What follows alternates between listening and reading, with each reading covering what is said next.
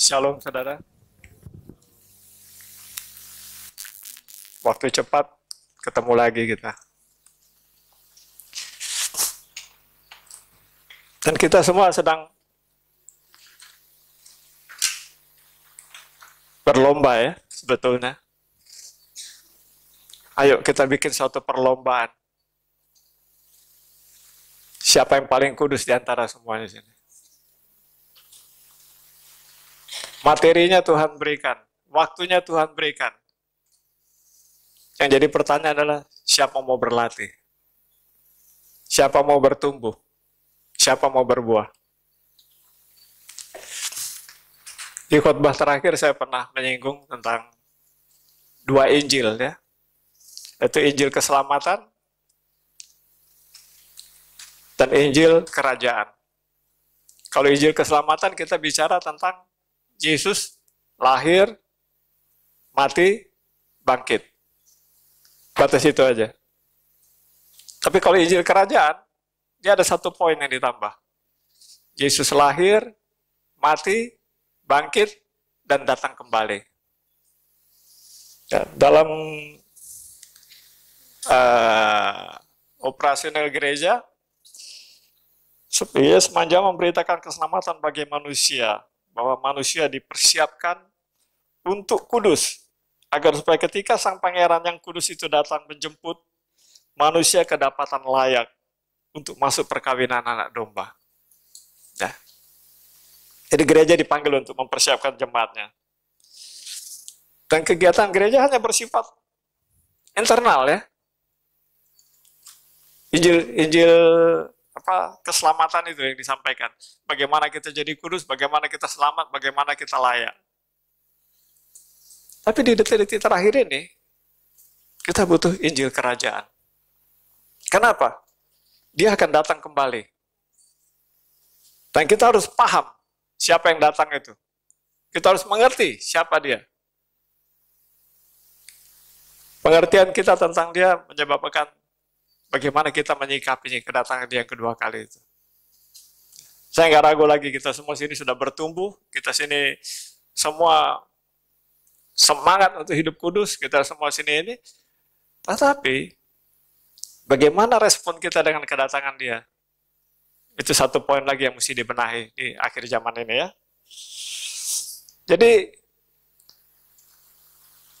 kalau kita lihat di sini di akhir zaman ini sudah waktunya bagi gereja untuk memberitakan tentang identitas pangeran yang akan datang menjemput mempelainya itu. Coba kita lihat di Wahyu 1. Ayat 3 sampai 20. Berbahagialah ia yang membacakan dan mereka yang mendengarkan kata-kata nubuat ini dan yang menuruti apa yang ada tertulis di dalamnya, sebab waktunya sudah dekat. Jadi siapa yang menyimak ini? Firman bilang dia akan berbahagia. Kenapa? Karena dia dituntun, karena dia akan dipertemukan. 2. Dari Yohanes kepada ketujuh jemaat yang di Asia kecil, kasih karunia dan damai sejahtera menyertai kamu dari Dia yang ada dan sudah ada dan yang akan datang, dan dari ketujuh roh yang ada di hadapan tahtanya. Ini dia kasih bocoran sedikit ya. Siapa dia? Kayak apa pemerintahan dan kerajaannya? Dan dia bicara kepada Yohanes, dan Yohanes disuruh menyampaikan kepada kita. Berikutnya, dan dari Yesus Kristus, saksi yang setia, yang pertama bangkit dari antara orang mati, dan yang berkuasa atas raja-raja bumi, yang pertama bangkit. Kalau dia nggak bangkit, kita nggak ada pengharapan. Dia membuka jalan. Dia nyatakan kepada kita, aku datang sebagai manusia, aku bangkit. Kamu yang percaya akan bangkit juga. Ikuti petunjukku, pasti bangkit. Maka itu maut tidak berkuasa atas kita. Kita bisa berkata, hai maut, di mana sengatmu? Kenapa? Maut itu membinasakan, membuat kita mati. Tapi dengan kita bangkit, kita buktikan kepada maut, aku hidup. Gak bisa memutus aku menjadi suatu kematian. Terus? Dan yang telah membuat kita menjadi suatu kerajaan, menjadi imam-imam bagi Allah, Bapaknya. Bagi Dialah kemuliaan dan kuasa sampai selama-lamanya. Ini terakhir saya khotbah di sini, Tuhan mendirikan suatu kerajaan imam. Yang isinya adalah imam-imam yang melayani Bapa di surga. Kenapa imam pertama yang gagal, pada kita masih gue yaitu Lucifer, dia gagal di situ, dan Tuhan kemudian ciptakan Adam sama Hawa, dan keturunannya semua diprogram untuk membangun suatu kerajaan imam yang akan melayani Tuhan. Tuhan hilang satu, tapi berapa miliar umat Kristen akan datang menjadi imam. Tuhan bilang, kamu bisa. Lucifer gagal, tapi kamu bisa. Maka itu ujian pertama Adam sama Hawa itu adalah apa? Di Taman Eden ditaruh pohon dan dilarang makan buahnya. Ujian ketaatan. Ya, jadi ketaatan kita yang ini. Terus lihatlah, ia datang dengan awan-awan dan setiap mata akan melihat dia. Juga mereka yang telah menikam dia dan semua bangsa di bumi akan meratapi dia. Ya amin. Kira-kira possible nggak nih? Zaman sekarang media itu canggih banget. Apa yang terjadi di Timur Tengah, kita bisa saksikan. Apa yang terjadi di Amerika, kita bisa saksikan. Di ujung bumi manapun, peristiwa-peristiwa bisa kita saksikan. Dan saya yakin ketika datang kedua kalinya, semua media bingung. Semua media meliput itu. Dan kita semua nonton. Yang jadi pertanyaan apa? Waktu kita nonton itu dengan terheran-heran. Kita nggak ngerti siapa yang datang. Kita ngelihat ini suatu fenomena.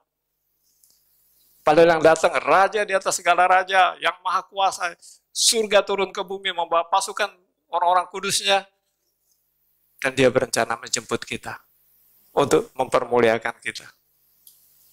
Repot kalau kita nggak ngerti.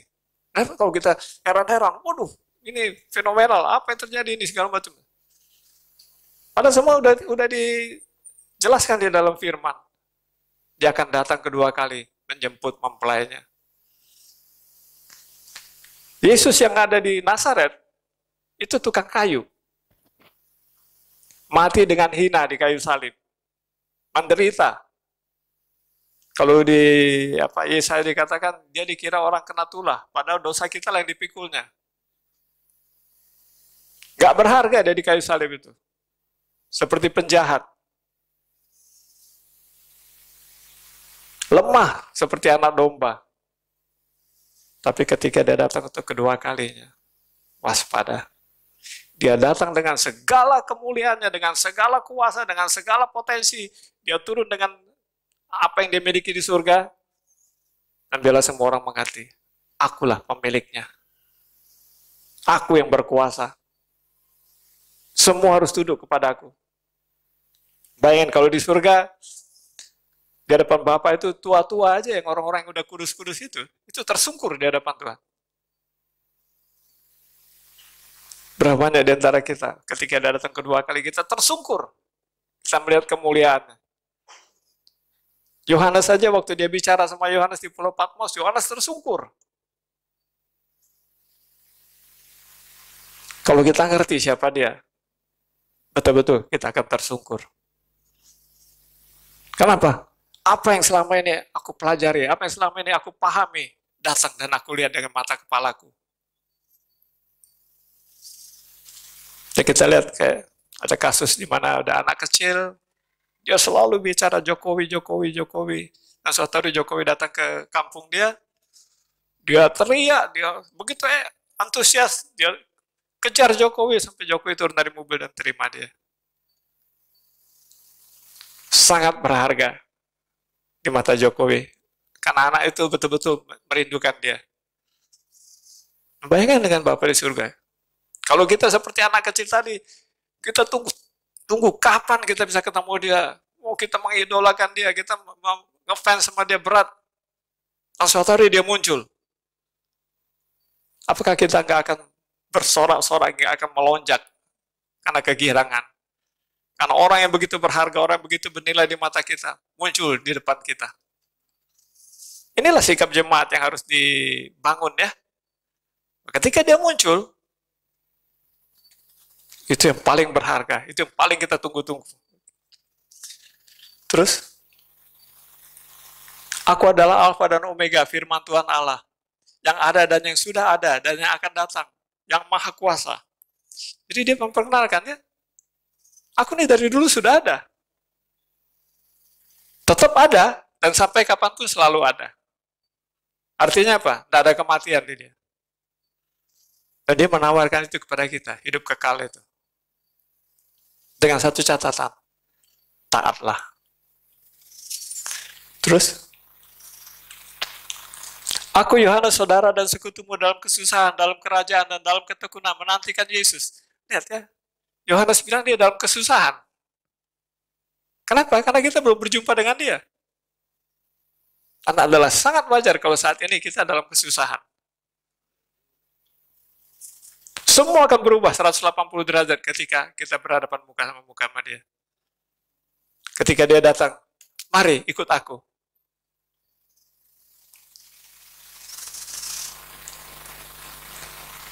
Berada di pulau yang bernama Patmos oleh karena firman Allah dan kesaksian yang diberikan oleh Yesus. Jadi, Yohanes ini mendapat kesaksian langsung dari si pangeran ini. Sampaikan. Sampaikan, aku akan datang. Sampaikan, kerajaanku akan turun. Terus, pada hari Tuhan aku dikuasai oleh roh dan aku mendengar dari belakangku suatu suara yang nyaring seperti bunyi sangkakala. Terus, 11. Katanya, apa yang kau lihat, tuliskanlah di dalam sebuah kitab dan kirimkanlah kepada ketujuh jemaat ini, ke Efesus, Smyrna, Pergamus, ke Tiatira, ke Sardis, ke Philadelphia, dan ke Laodikia. Artinya apa? Sampaikan kepada jemaatku. Sampaikan kepada gerejaku. Sampai kepada gerejaku. Waktu sudah dekat. Mereka yang mempersiapkan diri untuk kedatangan Tuhan, dia akan berbahagia. Ya, kita lihat di Wahyu 3 tadi. Coba lihat. Ayat 10, Wahyu 3 ayat 10.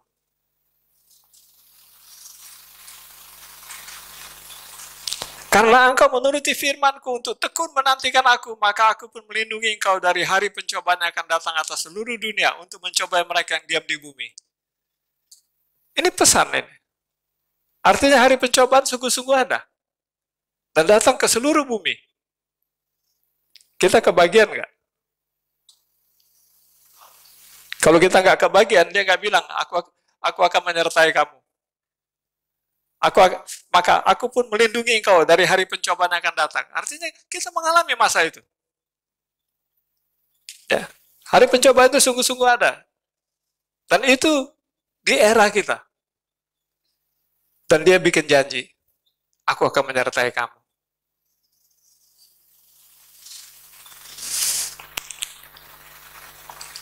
Jadi pesan ini oleh Tuhan disampaikan kepada semua gereja ya. Jadi itu yang Smyrna, Pergamus, Tiatira, segala macam itu mewakili gereja. Jadi semua gereja mendapat pesan ini. Lewat apa? Lewat Injil. Di kitab terakhirnya, kitab Wahyu. Dari dia yang mengasihi dan memerdekakan kita. Kita lihat sambung tadi dulu.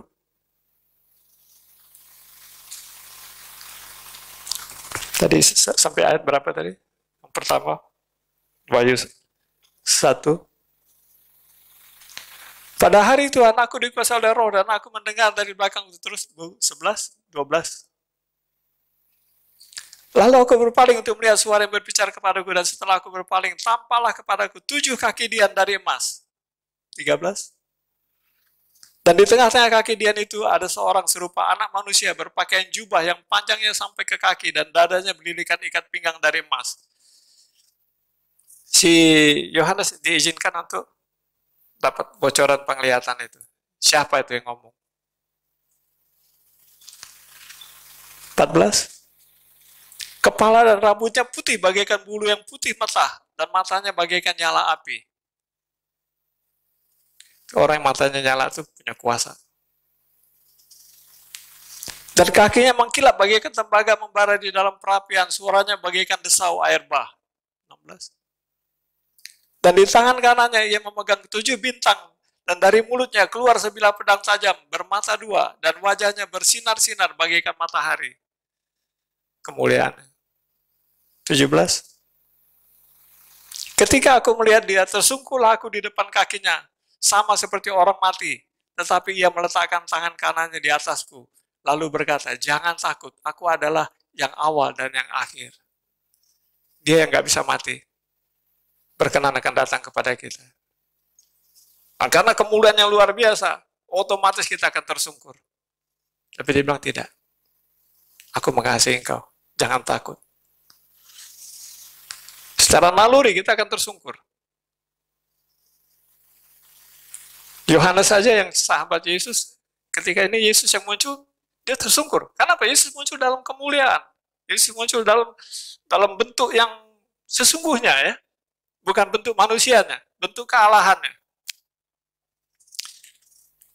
18. Dan yang hidup, aku telah mati, namun lihatlah, aku hidup sampai selama-lamanya, dan aku memegang segala kunci maut dan kerajaan maut. Artinya apa? Mati atau enggak mati itu hanya di tangan dia. Nah, berbagi dari kita, kalau kita ada bersama-sama dia. Kunci kematian ada di tangan dia. 18. Karena itu tuliskanlah apa yang telah kulihat, baik yang terjadi sekarang maupun yang akan terjadi sesudah ini.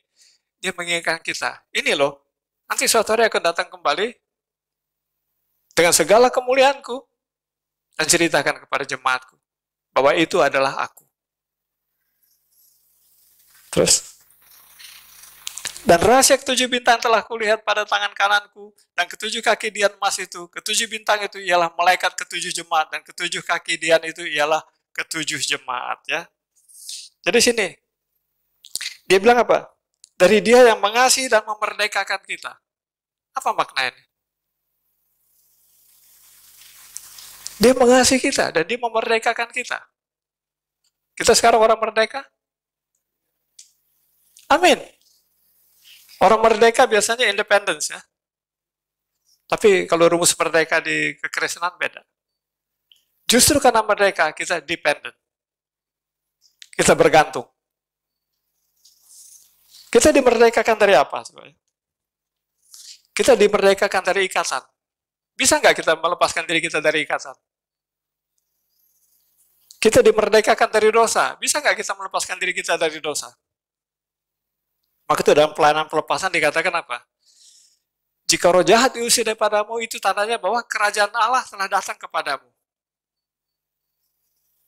Bukan kita yang merdeka, bukan hamba Tuhan yang memerdekakan kita. Tapi kerajaan Allah datang dan memerdekakan kita lewat hamba-hambanya, lewat utusan-utusannya. Tapi yang memerdekakan adalah kerajaan surga. Karena itu kita kemudian jadi independen atau jadi dependent. Jadi berdiri sendiri atau jadi bergantung. Sini, maka itu salah satu lagi ya. Ketika kita merdeka, ada satu lagi yang harus dimerdekakan. Merdeka dari diri sendiri. Begitu kita merdeka dan tidak merdeka dari diri kita nggak bakal tunduk. Kenapa? Diri kita banyak maunya. Nggak bakal kita bisa tunduk. Karena besar saya. Ya, maka itu Indonesia udah merdeka. Bangsa-bangsa lain jangan ngatur Indonesia, nggak bisa. Karena Indonesia merebut kemerdekaan dengan pribadi. Nah kalau kita merdeka, itu pribadi kita yang memerdekakan diri kita atau kita dimerdekakan? Nah tadi dikatakan dari dia yang mengasihi dan memerdekakan kita. Ya. Jadi di sini merdeka dari ikatan, merdeka dari dosa, tapi ada satu lagi PR kita. Bisa nggak merdeka dari diri kita sendiri? Sehingga Pak, bukan kehendakku lagi, tapi kehendakmu ya Tuhan.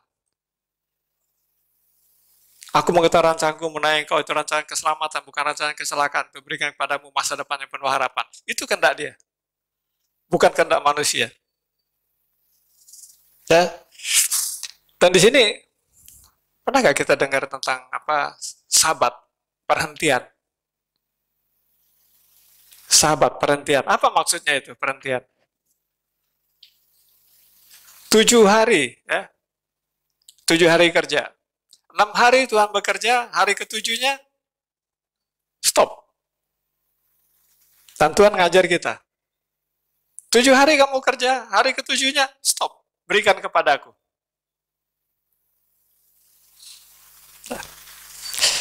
Kita lihat Ibrani 4. Ayat 1 mulai. Sebab itu, baiklah kita waspada supaya jangan ada seorang di antara kamu yang dianggap ketinggalan, sekalipun janji akan masuk ke dalam perhentiannya, masih berlaku. Janji masuk ke dalam perhentian, berlaku. Tetapi, di sini dikatakan, supaya jangan ada seorang di antara kamu dianggap ketinggalan. Artinya apa? Gak masuk dalam perhentian. Kenapa? Untuk masuk ke dalam perhentian itu bukan kehendak kita. Kehendak Tuhan. Nah, ayat 2-nya coba. Karena kepada kita diberikan juga kabar kesukaan, sama seperti kepada mereka. Tetapi firman pemberitaan itu tidak berguna bagi mereka, karena tidak bertumbuh bersama-sama oleh iman dengan mereka yang mendengarnya. Jadi untuk masuk perhentian itu dibutuhkan iman. Iman kita mesti bertumbuh. Nah kalau iman kita nggak bertumbuh, nggak tergenapi ya. 3. Sebab kita yang beriman akan masuk ke tempat perhentian. Lihat, yang bawa kita masuk perhentian ada apa?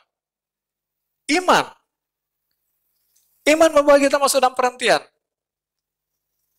Seperti yang ia katakan, sehingga aku bersumpah dalam murkaku, mereka tak akan masuk ke tempat perhentianku, sekalipun pekerjaannya sudah selesai sejak dunia dijadikan. Dia bisa menolak kita. Kenapa? Tempat perhentian itu bukan rancangan kita. Tempat perhentian itu rancangan Tuhan, kehendak Tuhan. Bukan saya yang mau datang ke tempat perhentian itu, tapi saya wajib datang ke tempat perhentian itu. Emang kita melatih ya. 6 hari kerja, kita udah all out 6 hari. 1 hari, kendalikan dirimu, stop. Berikan kepadaku. Puncak daripada kesempurnaan kita adalah apa? Tiap hari. Bukan seminggu sekali. Tiap hari itu milik Tuhan. Dan kita akan sampai nanti ya, begitu kita sampai ke situ, tiap hari milik Tuhan. Di dunia, oke, 6 hari, lo sibuk dari situ dengan pekerjaan, sibuk dengan situ pendidikan, sibuk dengan situ kegiatan. 1 hari milikku. Itu hanya sebagai sekadar latihan. Karena nanti begitu kita sampai di situ, setiap hari kau berikan kepadaku. Kau sampai kepada perhentian. 4. Sebab tentang hari ke-7 pernah dikatakan di dalam suatu nas, dan Allah berhenti pada hari ke-7 dari segala pekerjaannya. Dia memberikan teladan. Stop dia. Hari ke-7. Dikhususkan. 5. Dan dalam nas itu kita baca, mereka tak akan masuk ke tempat perhentianku. Kenapa? Yang kita jalan ini bukan kehendak Tuhan. Kita suka-suka. Kapan mau berhenti, tapi begitu ada kerjaan, kita utamakan dulu pekerjaan. Begitu ada kegiatan, kita utamakan dulu kegiatan. Tapi bisa nggak? Kita membuat semua kegiatan kita stop demi Tuhan. Kenapa? Tuhan di atas segala-galanya. Mau ada ini, mau jadi duit, mau jadi proyek, mau jadi apa, tapi untuk Tuhan aku stop. Gak ada lagi kepentingan kita. Kita hanya mau surrender, kita hanya mau sujud, kita hanya mau Dia di atas segala-galanya. Otakku, kepandaianku, kuserahkan kepada Dia. Saat ini otak kita, kepandaian kita pakai untuk mengolah ya, untuk menjadi pemenang di dunia ini. Tapi alangkah indahnya ketika otak dan semua yang potensi kita miliki, kita serahkan di kaki Dia. Untuk Engkau Tuhan, demi Engkau Tuhan. Sehingga apa? Paulus bilang,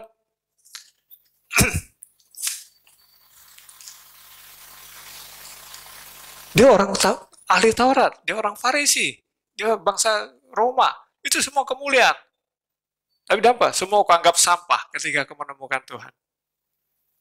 Bisa nggak rumus ini juga sampai kita? Saya profesor, saya punya gelar S1, S2, S3, saya punya kemampuan, saya punya skill, saya punya keahlian. Tapi semua aku anggap sampah. Engkau Tuhan lebih di atas segala-galanya. Hanya untukmu Tuhan. Semua itu untukmu Tuhan. Untuk memuliakan Engkau, mengagungkan Engkau, untuk meninggikan Engkau. Untuk membuat aku takluk dan tunduk kepadamu.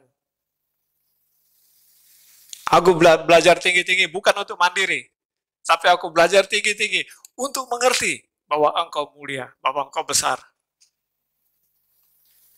Agar kepandaianku, otakku, memberi sinyal kepadaku.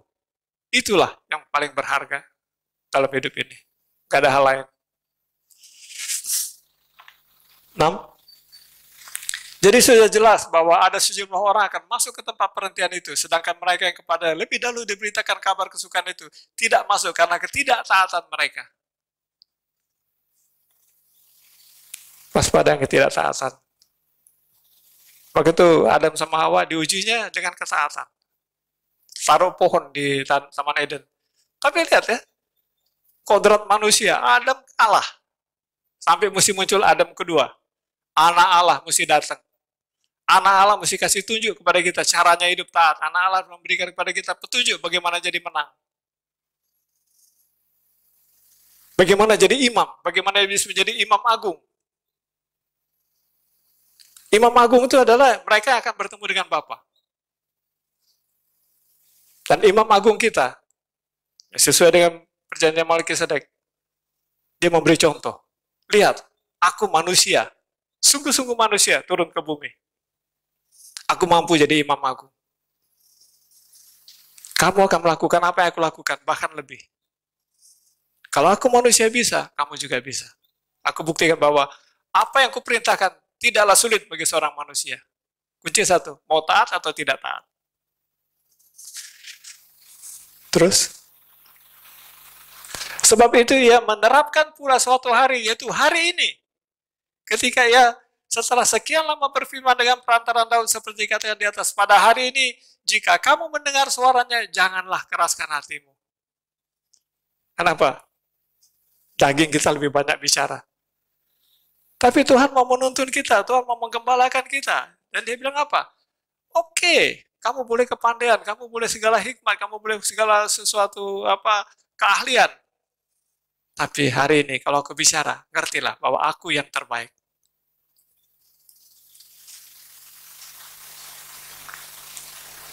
Ketika semuanya kau berikan kepadaku, aku menyertaimu. Aku ada di situ. Tadi kita pujian penyembahan, saya percaya semua all out tadi. Semua nyanyi dengan segala potensi yang ada. Semua melakukan apa yang terbaik untuk memuji dan memuliakan dia. Maka itu dia hadir. Dan ketika dia hadir, lihat berapa banyak pesan yang kita terima, lihat berapa banyak nasihat-nasihat yang kita terima. Dan lebih lagi apa? Lihat api yang akan menyala dalam kita. Dan lihat apa yang dia siapkan bagi kita ke depan. Ya, saya ingat sini kan salah satu nubuatan di sini kan katanya apa? Gerejanya akan dipakai untuk berperang. Ternyata bertumbuh nih, gereja ini bertumbuh. Ini maaf, saya ngomongnya hanya sebagai ilustrasi ya. Dulunya jemaat di sini ini adalah keledai-keledai yang narik gerobak. Ya, betul. Ada kegiatan tarik gerobak.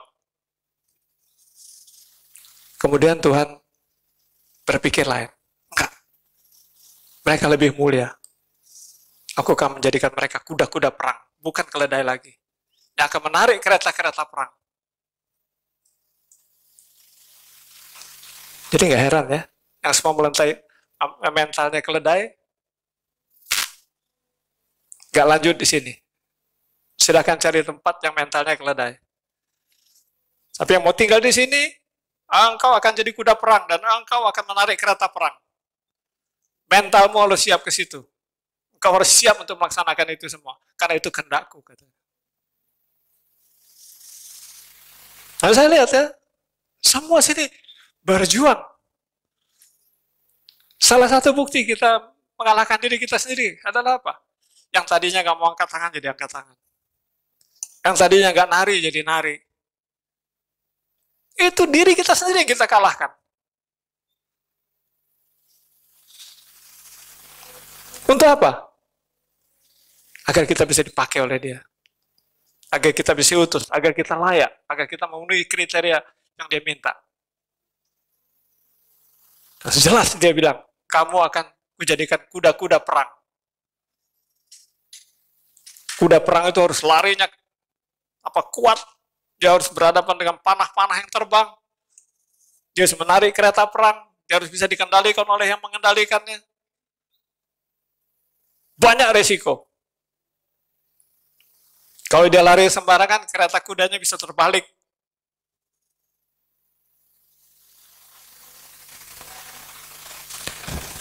Delapan. Sebab andai kata Yosua telah membawa mereka masuk ke tempat perhentian, pasti Allah tidak akan berkata-kata kemudian tentang suatu hari lain. Perhatikan ya, Tuhan membawa Israel masuk ke tempat perhentian itu. Tapi apakah semua Israel sampai ke tempat perhentian itu? Hanya Yosua, Kaleb. Hanya Yosua dan Kaleb masuk situ. Kenapa? Karena ketaatan mereka. Karena mereka kenal siapa yang mengutus mereka. Karena mereka kenal siapa yang menyertai mereka. Karena mereka kenal ya, dia yang menyertai mereka. Tapi yang sisa lainnya mana? 3 juta orang yang keluar dari Mesir. Katanya semua berakhir di padang gurun, nggak sampai ke tempat perhentian. Pada keluarnya sama-sama. Ngalamin tiang awan, tiang api sama-sama. Ngalamin laut terbelah sama-sama. Ngalamin mana turun dari langit sama-sama. Ngalamin lihat burung puyuh datang sama-sama. Lihat batu keluar air sama-sama. Tapi nggak sampai.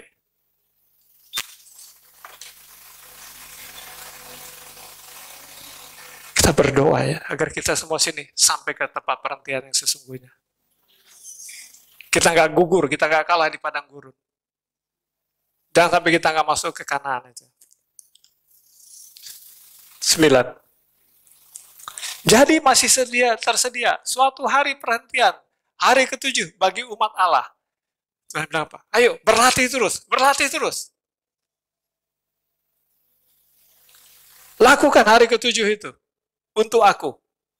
Sampai lama-lama hari pertama, hari kedua, hari ketiga, hari keempat, hari kelima, hari keenam, dan hari ke-7 milik Tuhan. Tapi latihan dulu. Ayo, hari ke-7, latihan dulu. Sampai kemudian apa? Hari ini pun harinya Tuhan. Hari ini pun milik Tuhan.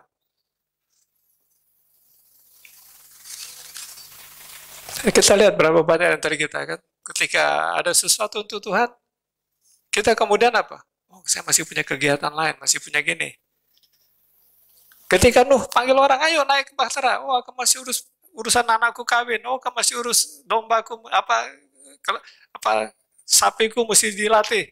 Oh, ya, aku mesti urus tanamanku mesti disiram. Oh, aku mesti begini, mesti gitu. Dan akhirnya nggak ada yang masuk semua.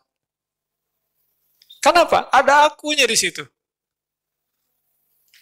Maka Tuhan bilang, jika kau mendengar hari ini, responlah. Latih dirimu. Dengar panggilanku. 10. Sebab barang siapa telah masuk ke tempat perhentiannya, ia sendiri telah berhenti dari segala pekerjaannya. Sama seperti Allah berhenti dari pekerjaannya. Kita tiap hari Minggu berhenti dari kerja kan? Bisa nggak terjadi dalam hidup kita? Setiap hari kita berhenti kerja. Emang pengangguran? Nggak ada pengangguran di mata Tuhan. 1 hari di pelataran lebih baik dari 1000 tahun di tempat lain. Bisa nggak semua hari-hari kita menjadi harinya Tuhan? Jadi hari perhentian. Gak ada kepentingan kita lagi. Kita sekolah karena Tuhan mau kita sekolah. Kita kerja karena Tuhan yang suruh kita kerja. Kita nganggur karena Tuhan suruh kita nganggur. Percaya nggak ada orang nganggur gara-gara Tuhan? Tuhan suruh berhenti dari semua kegiatannya. Layani aku. Apakah ini orang goblok? Apakah ini orang salah? Orang-orang ini ada orang yang mengerti. Orang-orang yang paham. Logikanya, kalau kamu nggak makan, kalau kamu nggak kerja, kamu nggak makan. Tapi gimana kalau Tuhan yang bilang tidak kerja?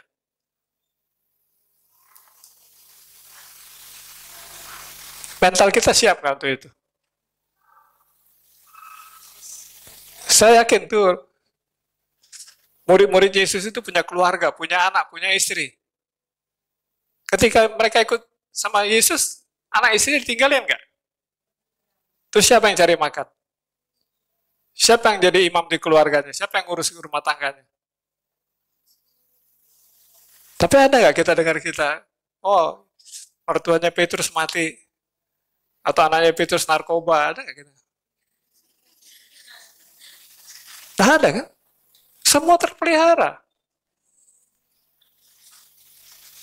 Jadi kunci satu, udahlah, jadi hambanya Tuhan, jadi pelayanannya Tuhan. Dia care, dia perhatikan semua kepentingan, kebutuhan kita.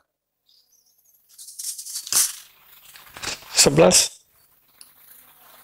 Karena itu baiklah kita berusaha untuk masuk ke dalam perhatian itu, supaya jangan seorang pun jatuh karena mengikuti contoh ketidaktaatan itu juga. Jadi sini ya, salah satu yang bikin kita nggak taat itu adalah apa? Menurut aku harus begini. Menurut aku harus begini. Karena menurut aku atau menurut Tuhan yang terbaik? Jika engkau mendengar hari ini, jangan keraskan hatimu. Taat aja. Gak ada sial kalau ngikut Tuhan. Gak ada celaka ngikut Tuhan. Karena dia gembala yang baik.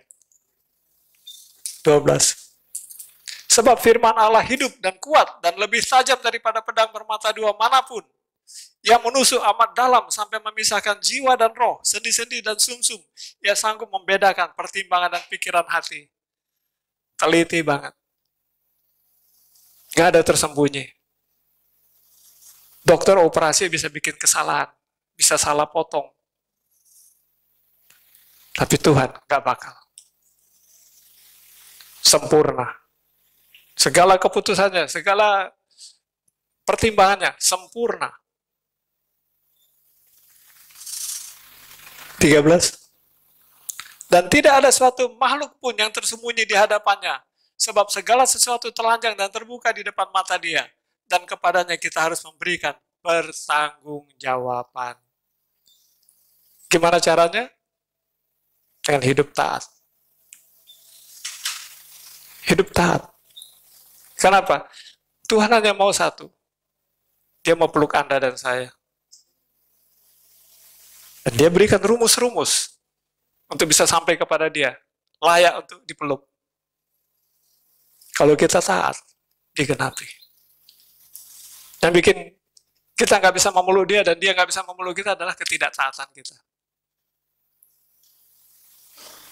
Maka itu latih disiplin kita ya. Salah satu yang kita harus lepaskan adalah apa? Merdeka dari diri kita sendiri. Nggak ada lagi kita punya planning, nggak ada lagi punya apa. Tapi hanya satu, planning Tuhan yang digenapi. Kita menaati. Apapun yang Tuhan mau kita lakukan, oke. Sekalipun itu kelihatannya rada gila, sekalipun itu kelihatannya rada aneh. Enggak. Tuhan nggak gila, Tuhan nggak aneh. Tuhan tahu masa depan.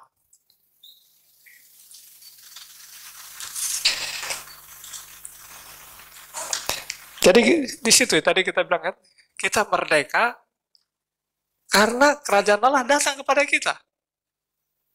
Roh jahat diusir padamu itu karena kerajaan Allah telah datang kepadamu.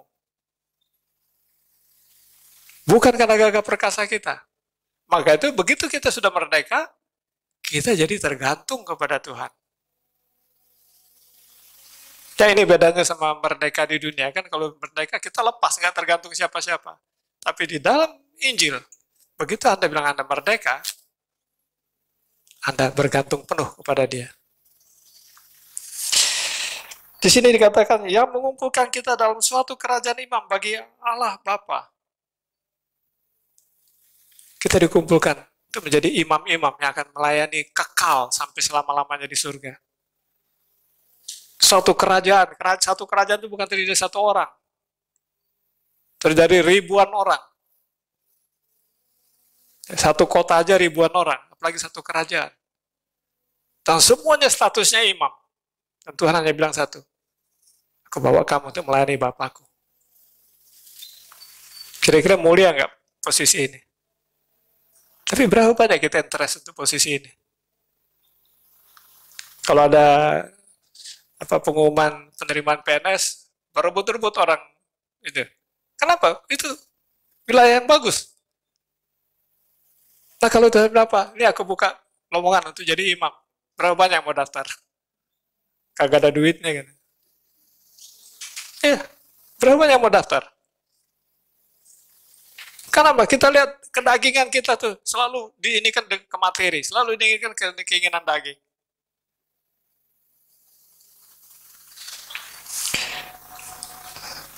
Kita ada di dunia akan menyaksikan kedatangannya. Tadi kan kita bilang bahwa apa? Semua akan melihat kedatangannya. Nah yang menyaksikan kedatangan itu apakah hanya orang Kristen aja? Non-Kristen juga lihat, nonton TV. Dia bilang, loh ada apa itu di situ tuh, di Bukit Zaitun? Lihat ini, aduh dia turun nih, lihat itu. Luar biasa tuh kemuliaannya, bersinar-sinar. Wah ada malaikat-malaikat banyak. Orang-orang Muslim nonton juga, orang-orang Buddha, orang Hindu nonton juga semua itu. Dan mereka bertanya-tanya, siapa dia? Ya. Alangkah baiknya kalau gereja zaman sekarang sudah mulai mensosialisasikan itu. Kita gagal memenangkan jiwa mereka hari ini. Tapi ketika dia muncul, mereka berseru. Dan barang siapa berseru dalam nama Tuhan akan diselamatkan. Mereka bilang, sungguh Yesus itu Allah. Sungguh Yesus itu Tuhan. Karena mereka melihat kemuliaannya. Dan mereka bilang, Yesus, aku percaya Engkau Tuhan. Terjadi penuaian luar biasa. Tapi berapa banyak gereja kita sekarang ini mensosialisasikan ini kepada orang luar sana. Kita bisa melaksanakan sosialisasi ini lewat pemutaran film ya. Misalnya film tentang Antikris, misalnya film tentang chip, film tentang rapture. Hari ini orang mungkin pikir, ini fiksi, ini hanya sesuatu yang ini aja. Tapi begitu peristiwa datang, mereka bilang, ternyata gue ngerti nih. Oh, nanti begini, gini. Kenapa? Pesan itu udah sampai. Dan tinggal mereka yang melihat itu, mau bikin keputusan atau nggak bikin keputusan. Bikin drama tentang akhir zaman. Bikin cerita-cerita tentang akhir zaman. Bikin film tentang akhir zaman. Saya semua percaya. Sini, hamba Tuhan Andi Simon itu ya. Dia bilang, saya nggak memberitakan Injil, saya nggak mengkristenkan orang.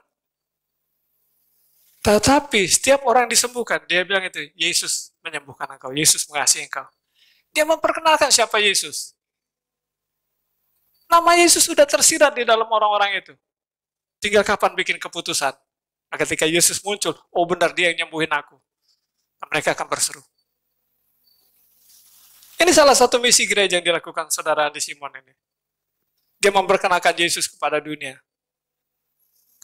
Berapa banyak di antara kita mau bicara tentang rapture sama teman-teman kita yang non-Kristen. Mau bicara tentang, nanti perkembangannya chipnya bakal begini. Arahnya ke sini. Satu mata uang dunia, nanti arahnya kemana? Ngomong. Hari ini mungkin Anda ngomong sama tembok. Tapi ketika peristiwa itu terjadi, mereka bilang benar ya. Dan mereka manuver. Anda telah menaruh bibit di situ. Semua harus berani nabur bibit. Kapan tumbuhnya itu urusan belakang. Tapi aktif, taburkan itu. Jangan dunia buta tentang Yesus kita. Supaya nanti ketika kemuliaannya muncul, dunia paham, ternyata sahabatku pernah ngomong. Ternyata dia benar-benar loh, dia benar-benar Tuhan. Gak ada yang bisa datang seperti itu, kalau bukan Tuhan. Dialah Tuhan yang punya, dia Tuhan yang benar, yang punya surga. Ketika dia turun dengan malaikat-malaikat, semua orang bilang, benar dia turun dari surga nih. Ada malaikatnya, ada segala macam. Nah, semua akan mengakui Yesus sebagai Tuhan. Ternyata selama ini saya salah ngikut. Ternyata selama ini saya salah rumus. Ternyata yang benar dia. Kenapa? Lihat itu, dia muncul dengan segala kemuliaannya. Mereka melihat dengan mata kepala sendiri. Dan mereka menyadari. Kesadaran itu bikin mereka memutuskan. Injil kerajaan dibutuhkan bagi mereka yang dilanda kesusahan. Ketika dengan tekun menantikan Yesus. Coba Matius 24 ayat 14. Jadi ada orang dengan tekun menunggu Yesus dan mengalami kesusahan. Dan Injil kerajaan ini akan diberitakan ke seluruh dunia menjadi kesaksian bagi semua bangsa. Sesudah itu barulah tiba kesudahannya. Artinya semua bangsa harus dapat dulu kesempatan untuk mau terima Yesus atau nggak terima Yesus. Dan puji Tuhan, kalau Injil kerajaan ini sudah rajin kita gembar-gemborkan di lingkungan kita, begitu hari itu datang, Tuhan dengan segala kemuliaannya masih ada sempat bagi orang untuk terima Yesus. Masih ada sempat bagi orang untuk diselamatkan. Pesan ini datang dari Tuhan Yesus yang Maha Kuasa. Ya. Tadi ayat 10 sampai 19. Itu dia memperkenalkan diri. Aku Yesus Kristus yang Maha Kuasa. Aku menyampaikan pesan ini padamu agar engkau paham. Ayat 20. Diingatkan bahwa setiap gereja dikawal dan dinilai oleh malaikat. Ya, tadi dikatakan ada bintang 7 bintang dan itu dikawal. Coba kita ulang ayat 20. Tadi Wahyu 1 ayat 20. Dan rahasia ketujuh bintang yang telah kau lihat pada tangan kananku dan ketujuh kaki dian emas itu, ketujuh bintang itu ialah malaikat ketujuh jemaat dan ketujuh kaki dian itu ialah ketujuh jemaat. Jadi kaki dian itu adalah jemaat sendiri. Dan bintang-bintang itu adalah malaikat yang mengawal sini. Percaya nggak di gereja ini ada malaikat? Ada kerub di sini. Dengan 4 wajahnya dia menilai di sini. Apa yang dinilai oleh kerub itu? Dia akan beri laporan. Dan kita lihat ya, laporan itu tentang 7 jemaat ya. Aku mencela engkau. Tapi aku memuji engkau. Dari mana Tuhan dapat laporan itu? Kenapa di jemaat itu, di gereja itu ada malaikat? Bersemayam, stasioner di gereja itu. Dan dia berikan semua laporan ke surga. Apa yang terjadi di gereja ini? Apa aja laporannya? Salah satu, bagaimana jemaat ini menyikapi janji-janji Tuhan. Begitu banyak. Tadi juga Tuhan masih bikin janji kan, jangan takut, aku menyertai kamu. Bagaimana jemaat ini menyikapi itu? Malaikat akan beri laporan. Oh si A ini hanya numpang lewat aja. Oh itu biasa tuh tiap hari itu berita kayak gitu. Dia nggak ada respon positif tentang hal itu. Waspada. Sikap kita, sikap setiap jemaat di gereja ini akan menjadi laporan. Yang kedua, apa yang dilaporkan? Ketaatan jemaat sini dalam melaksanakan firman. Di sini hanya gara-gara kongko-kongko rame-rame anak muda, senang ketemu si ABC, kita bisa cerita-cerita. Atau kita ke sini, kenapa? Kita haus dan lapar akan firman. Dan kita siap menjadi pelakunya. Yang satu lagi yang akan dinilai adalah apa? Ketaatan dalam pelayanan. Apakah pelayanan ini gara-gara ada uang sakunya? Apakah pelayanan ini gara-gara ya teman-teman banyak di situ, rame? Mental hamba ada nggak di sini? Yang akan dinilai. Jangan sampai Tuhan bilang apa? Aku mencela engkau. Gara-gara sikapmu dalam pelayanan. Dan yang terakhir, dinilai di sini adalah iman dari jemaat di sini. Mudah-mudahan di tahun 2021 dan 2022 udah beda imannya. Nah, cara tampilnya juga udah beda. Buka cerianya juga udah beda. Saya yakin ya, tambah kuat iman kita, tambah sempurna hidup kita. Tambah kuat iman kita, tambah bersinar kita di dunia ini. Gak ada kesusahan. Kita boleh miskin di dalam hal materi, tapi kita kaya dalam memberkati orang dengan kehidupan. Ya kan, materi itu gunanya untuk hidup kan. Tapi kalau kita sudah bisa memberkati orang dan orang itu jadi hidup, masih butuh materi nggak? Masih mesti beli beras nggak? Kenapa? Kata-kata kita memberi hidup, orang itu tidak kena maut. Orang itu tidak akan mati. Itu orang paling kaya. Memberkati orang lain dengan kehidupan. Dikasih beras, beras bisa habis. Dikasih duit, duit bisa habis. Tapi dikasih hidup, udah gak butuh apa-apa lagi. Dan bila jemaat sini menjadi jemaat-jemaat yang memberi hidup kepada dunia. Engkau kaya. Engkau bisa bikin dunia tidak mati. Engkau bisa bikin dunia kemudian mengalahkan kejahatan-kejahatan di dunia ini. Kenapa? Engkau telah mengajar, engkau telah berbicara, engkau telah membangun iman mereka. Jadi kunci sini ya, kenapa Injil Kerajaan ini harus disampaikan? Itu tadi sudah saya singgung ya. Dia akan datang dengan segala kemuliaannya, dengan pasukan surgawinya, dan segala macam itu. Semua akan diliput. Mudah-mudahan semua orang yang pernah dengar tentang dia, kemudian berseru. Roma 10 ayat 13 bilang, barang siapa berseru dalam nama Tuhan akan diselamatkan. Keselamatan saya pernah singgung di sini kan, keselamatan bukan lewat baptisan. Orang nggak dibaptis bisa masuk surga. Baptisan itu hanya apa? Pergantian warga negara. Ya. Kita dibaptis, warga negara yang lama mati, dikubur. Begitu kita keluar dari air, inilah anakku yang kukasih, kepadanya aku berkenan. Nama kita dicatat di surga. Dapat warga negara baru. Itu baptisan. Bukan untuk keselamatan. Tapi engkau berubah warga negara melalui baptisan. Dan karena engkau sudah berubah warga negara, engkau diutus jadi imam-imam. Jadi banyak sekali kesalahan saya lihat di lapangannya. Orang pikir, wah ini ada orang lagi mau sekarat mati di rumah sakit. Wah sebelum dia mati, baptis dulu nih.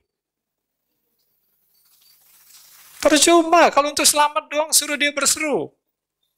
Maka itu kalau ada orang-orang yang lagi koma, lagi apa, kita ragu, tuntun dia dalam doa, berseru. Karena firman-Nya bilang, barang siapa berseru dalam nama Tuhan akan diselamatkan. Bukan baptis ya. Jangan salah, begitu banyak teolog-teolog bilang, baptis itu untuk keselamatan. Tidak, baptis itu hanya ganti warga negara. Dan begitu kita ganti warga negara, kita diutus jadi imam.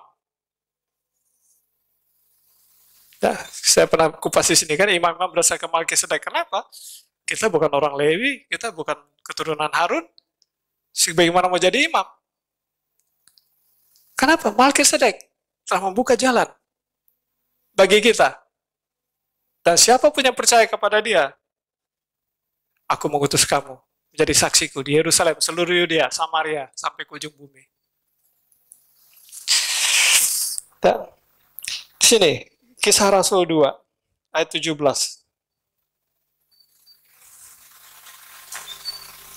Akan terjadi pada hari-hari terakhir, demikianlah firman Allah, bahwa aku akan mencurahkan rohku ke atas semua manusia, maka anak-anakmu laki-laki dan perempuan akan bernubuat, dan taruna-tarunamu akan mendapat penglihatan-penglihatan, dan orang-orangmu yang tua akan mendapat mimpi. Percaya ini? Kita ada di hari terakhir kan? Percaya ini akan terjadi? Berapa banyak bejana yang siap untuk menerima itu? Berapa banyak bejana yang siap untuk menerima itu?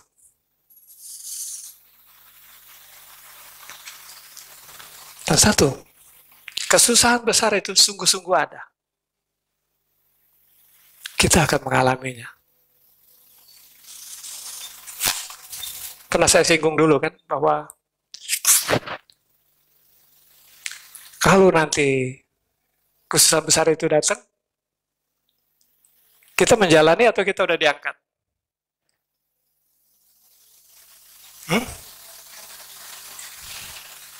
Kita menjalani atau kita diangkat? Kita kalau baca Alkitab ya, peristiwa-peristiwa di Alkitab itu gini nih. Ini yang relevan tuh gini nih. Dari tengah ke belakang. Nah ini dari tengah ke depan. Nah, kita lihat cerita Daniel sama cerita Sodom, mana yang duluan? Sodom duluan kan, di depan kan? Daniel habis sesudah Sodom. Nah, gitu juga hari-hari ini. Peristiwa Daniel itu sama persis kayak peristiwa chip nanti. Tanda binatang itu. Semua orang wajib menjalankannya. Kita udah diangkat belum? Kita menjalani loh. Kayak Daniel. Daniel menjalani itu. Mengalami masa itu. Mau nyembah patung itu atau enggak? Di situ ujian iman kita. Berapa banyak orang siap punya mental seperti Daniel untuk berkata tidak? Dan kalau kamu berkata tidak, kamu dilempar ke dalam tungku. Kamu dilempar ke dalam kandang singa. Berapa banyak yang punya mental martir seperti itu? Apapun, aku nggak takut. Aku nggak bakal ambil tanda itu.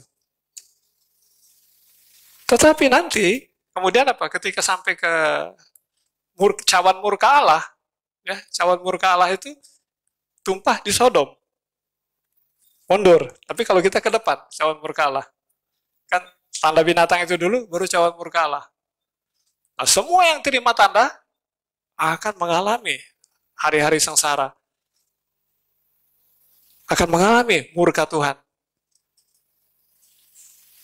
Kita masih ada nggak? Seperti Sodom, umat Tuhan, Lot, Abraham, disingkirkan dulu. Baru turun itu. Nah, nanti kalau cawan murka Allah, kita udah nggak ada di sini. Tapi kalau tanda binatang itu, kita masih ada. Dan saya yakin ya, Daniel dia berdoa, Tuhan, tolong Tuhan, jangan aku ketangkep Tuhan. Nah, kalau itu bunyi itu, semua orang mesti sujud dan memuji Raja. Dia berdoa, ketangkep. Tuhan jawab nggak doanya?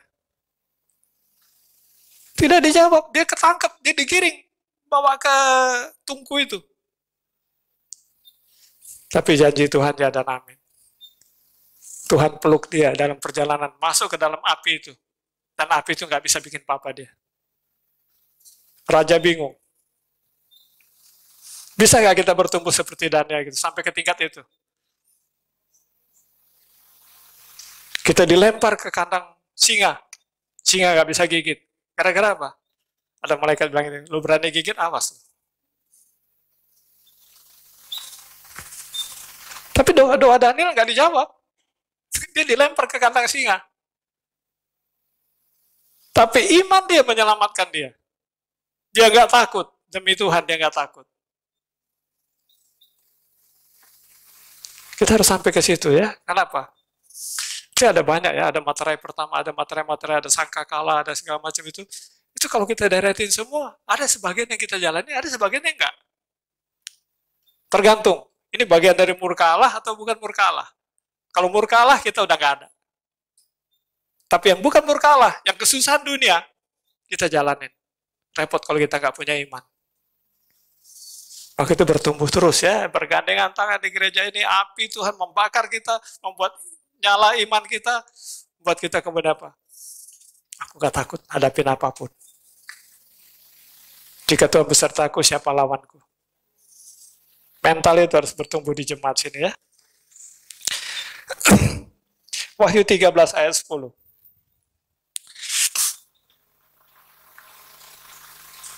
Barang siapa ditentukan untuk ditawan, ia akan ditawan. Barang siapa ditentukan untuk dibunuh dengan pedang, ia harus dibunuh dengan pedang. Yang penting di sini ialah ketabahan dan iman orang-orang kudus. Gimana kalau ini diperhadapkan kepada kita? Kamu diperhadapkan untuk dibunuh. Bisa nggak bilang, haleluya, itu rencana Tuhan, nah indah bagiku. Kita nggak gemeter, nggak ketakutan, terus Tuhan, tolong Tuhan, aku bertobat. Enggak, Tuhan bilang apa? Aku memang ditentukan, aku menentukan engkau untuk dibunuh. Aku menentukan engkau ditawan.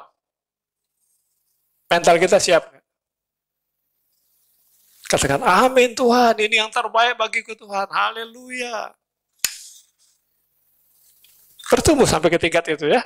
Kesempatan, persekutuan yang indah di gereja ini bikin kita kemudian bersaing untuk membangkitkan iman masing-masing. Oh, lu nggak berani, gue berani. Akhirnya orang kemudian terpancing juga untuk jadi berani. Jadi jemaat sini harus siap terima kenyataan ya. Apapun yang Tuhan gariskan dalam hidupmu, amin. Mau ditawan kek, mau dibunuh kek, amin, karena itu dari Tuhan. Tuhan menyertaiku, Tuhan tidak pernah meninggalkan aku. Daniel 3 ayat 16.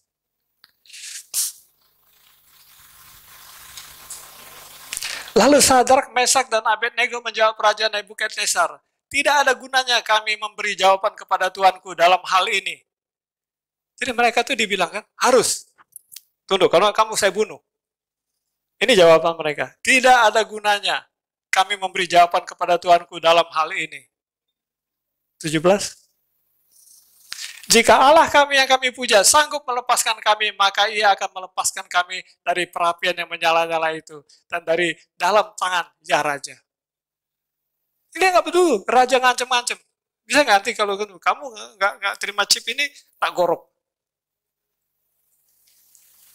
Berani nggak kita bicara seperti ini kepada penguasa yang nanti akan ngancam-ngancam kita?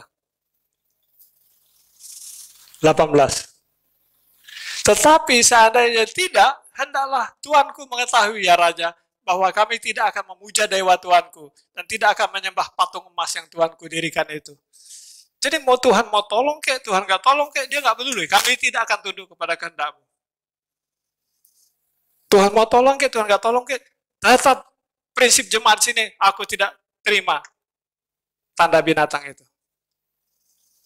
Bisa nggak itu dari sekarang dilatih sampai ketika harinya datang, masang. Kita betul-betul mengucapkan itu dari mulut kita. Nggak peduli. Mau di sini, mau ada ancaman apapun, saya nggak peduli. Kenapa? Saya sudah terbentuk, saya sudah siap. Masih punya waktu kita untuk bertumbuh. Lukas 21, ayat 16. Dan kamu akan diserahkan juga oleh orang tuamu, saudara-saudaramu, kaum keluargamu, dan sahabatmu, dan beberapa orang di antara kamu akan dibunuh. Tuhan tahu nggak ini? Ini malah petaka bagi kita. Dan Tuhan udah bilang, itu akan terjadi. Kita hanya siap nggak? 17.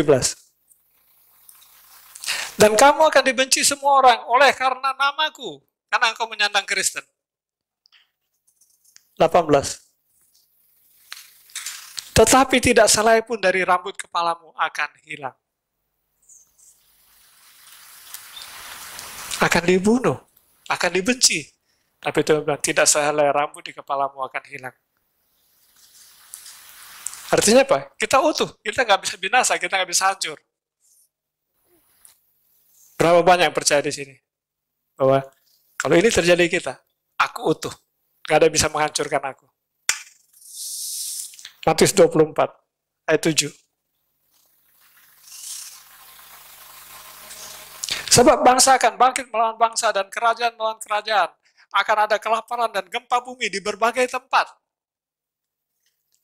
Dikasih tahu, ini akan terjadi di dunia ini. Akan bencana alam. Anak Tuhan aman nggak? Berapa banyak anak Tuhan yakin? 1000 rubah sebelah kanan, 10 di sebelah kiri, aku menonton saja.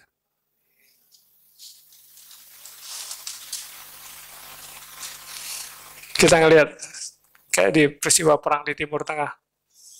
Itu negara-negara tetangga Israel, Hamas dia kirimin rudal-rudal ke Israel. Ternyata ada pelindungan ya. Dan setiap rudal yang mau masuk ke wilayah Israel akan meledak sendiri di udara. Apa yang dilakukan orang Israel? Mereka nonton kayak kembang api tiap hari. Padahal itu rudal bom itu. Mereka nonton, mereka menikmati. Mazmur 91 digenapi. Gitu juga kita ya. 8. Akan tetapi semua itu barulah permulaan penderitaan menjelang zaman baru. Lihat, permulaan aja udah seru kayak gitu. Gimana di zaman barunya? Maka itu kita akan ketemu bukan sesuatu yang dosisnya kecil. Sesuatu yang besar akan terjadi.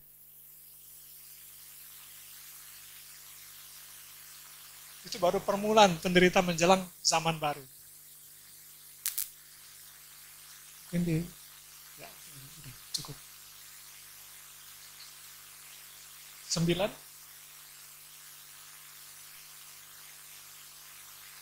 Pada waktu itu kamu akan diserahkan supaya disiksa.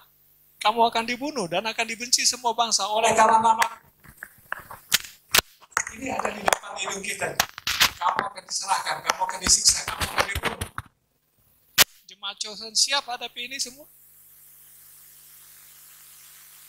Jangan bilang itu bukan bagianku. Ini bagian kita semua. Tapi bisa nggak setiap jemaat saya berkata, bersama Tuhan aku cakap menanggung segala perkara. Jika Tuhan besertaku, siapa lawanku? Kau boleh siksa aku nggak berasa apa-apa.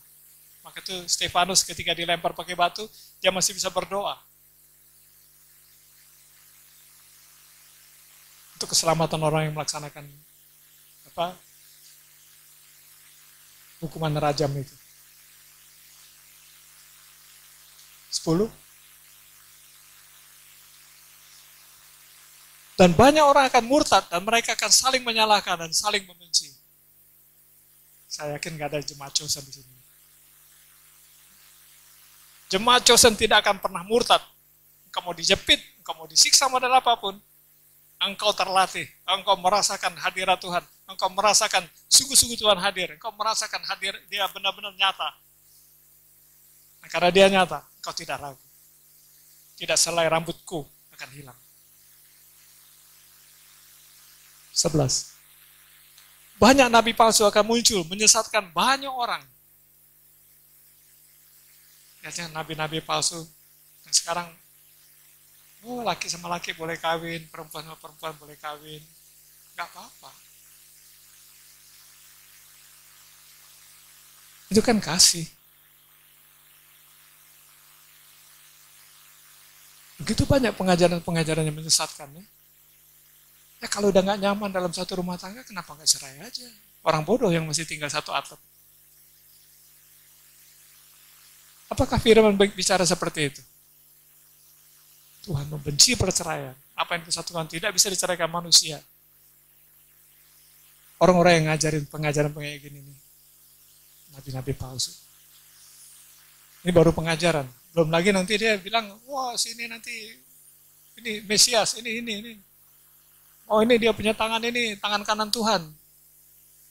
Tuhan kasih dia tangan kanannya, tukeran sama Tuhan. Sehingga kalau dia tumpang tangan ke orang, sembuh. Dan kita percaya. Saya yakin ya, semua kita bisa bikin mujizat. Kalau mau.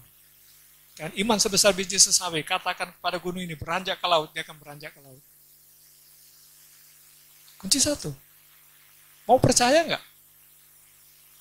Yakin nggak dengan ucapan kita? Waktu kita mengatakan sesuatu dengan iman tidak? Di sini kita menguji iman kita ya. Kita mengukur tinggi iman kita. Mulailah melatih iman kita dengan apa? Mendoakan sesama kita. Semua. Tadi dikatakan di akhir zaman ini pencurahan Roh Kudus akan terjadi besar-besaran. Berapa banyak jemaat-jemaat ini kemudian dipersiapkan untuk menjadi bejana yang menampung itu. Tadi dikatakan dari semua usia, tua, muda, besar, kecil, kakek, nenek, semua akan mengalami. Maka itu, di khotbah sebelumnya saya pernah menghimbau kepada guru-guru sekolah minggu ya.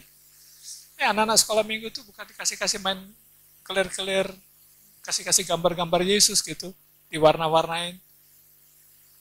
Bisa nggak ketika pujian, tanya kepada anak-anak ini yang masih SD ini, kamu tadi ada pesan nggak dari Tuhan? Ada nggak yang dapat pesan dari Tuhan? Tadi selama kita pujian, selama ini ada nggak dapat penglihatan? Jangan kaget kalau tiba-tiba salah satu bilang, ya aku dapat penglihatan, aku dapat pesan ini. Nabi baru tumbuh. Jangan dianggap ini anak kecil. Nabi harus tua, Nabi harus jenggotan. Enggak. Anak-anak kecil ini bisa menjadi Nabi. Latih dia mulai sekarang. Cerita tentang kitab Wahyu kepada anak-anak ini. Bicarakan tentang chip, bicarakan tentang surga, bicarakan tentang malaikat. Supaya apa? Kalau mereka suatu hari lagi duduk, itu dia dapat penglihatan tentang surga, dia nggak heran, dia nggak takut. Dia nggak takut lihat apa makhluk yang bersayap 6 itu. Dia nggak takut. Kenapa? Guru sekolah minggu aku pernah ajar aku. Itu namanya kerub. Dan kemudian dia bisa, kerub bicara sama saya. Dia bisa menyampaikan pesan. Latihan. Jangan kaget kalau misalnya ada anak kecil. Tiba-tiba dia berangkat ke surga. Lagi tengah-tengah ibadah. Dan tiba-tiba dia bilang apa? Aku lihat Musa. Aku lihat Abraham, lagi duduk, lagi meeting. Yang diomongin gereja kita. Enggak harus dari yang tua-tua ya terima pesan itu. Anak kecil bisa jadi terima pesan. Tapi berapa banyak anak-anak kita sekarang dilatih ke arah situ? Berapa banyak jemaat-jemaat yang awam ya dilatih ke situ? Di akhir zaman, Tuhan nggak butuh gelar S1, S2, S3, Tuhan nggak butuh apa dia PDM, PDP pada Tuhan nggak butuh. Kita nggak harus jadi Benny Hinn, kita nggak harus jadi Oral Roberts, kita nggak harus jadi Kenneth Hagin. Tidak. Tuhan hanya bilang apa? Siapa mau kuutus?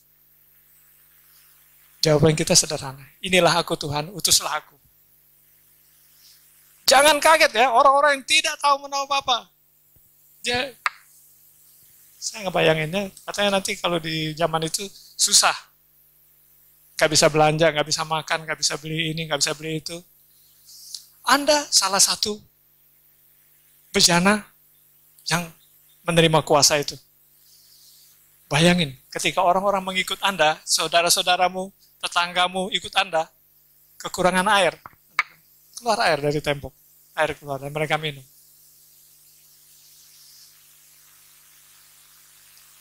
Keluar ubi keluar. Tapi saya minta, jangan keluar hamburger, nggak bisa. Karena itu kedagingan kita. Tapi semua kebutuhan kita pasti bisa dijawab Tuhan.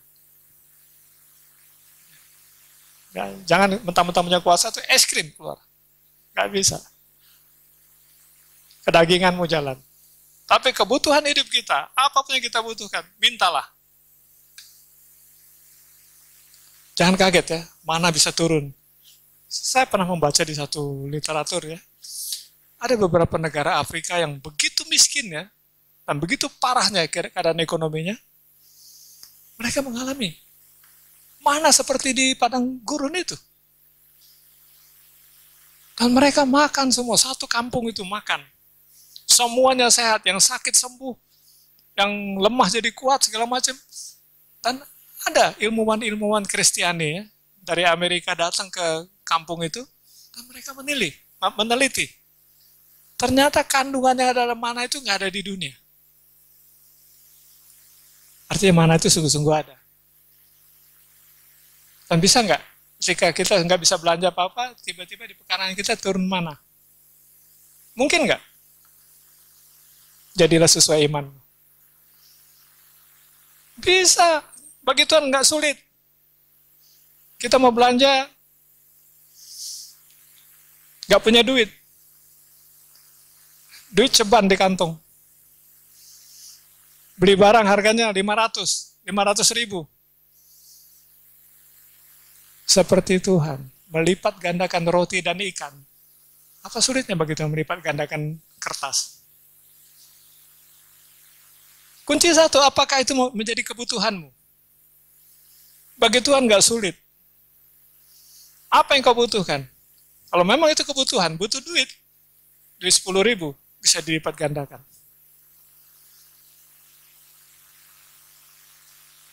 Saya yakin mungkin kita lihat dalam hidup kita ya, gaji kita berapa sih? Coba kita kadang iseng-iseng kita tulis ya, pengeluaran hari ini. Di akhir bulan kita kaget, kok gede banget. Terus dari mana tuh sisanya? Kadang-kadang nggak masuk akal. Ada orang-orang tua yang kadang gini nih, oh kita ketatkan ikat pinggang ya. Jalan sama anak sampai di mall, anak bilang, beliin es krim. Oh jangan dulu, nanti betul simpen uang kuliah.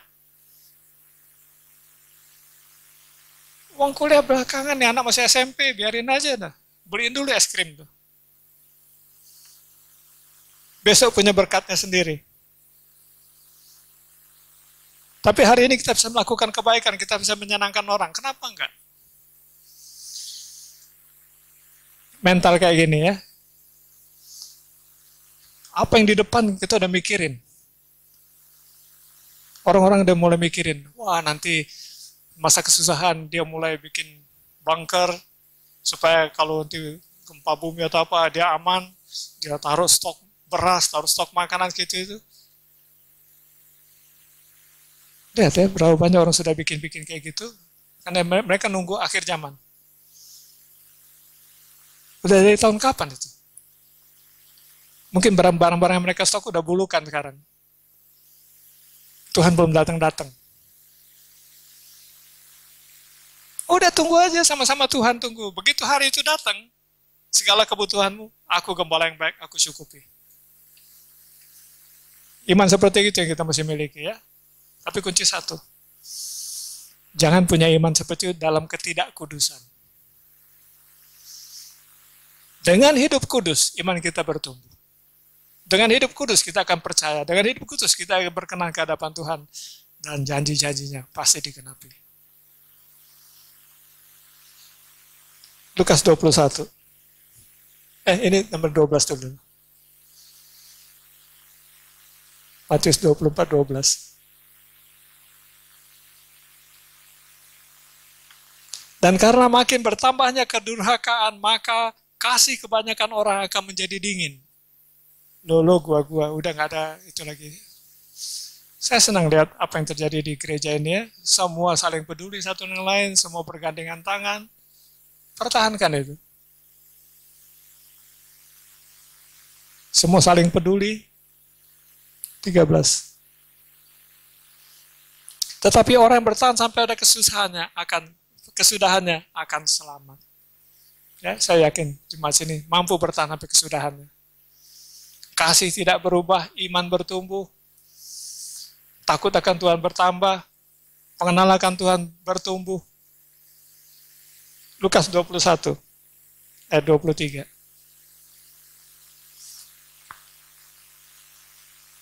Celakalah ibu-ibu yang sedang hamil atau yang menyusukan bayi pada masa itu, sebab akan datang kesesakan yang dahsyat atas seluruh negeri dan murka atas bangsa ini. Itu orang Kristen ngalamin nggak?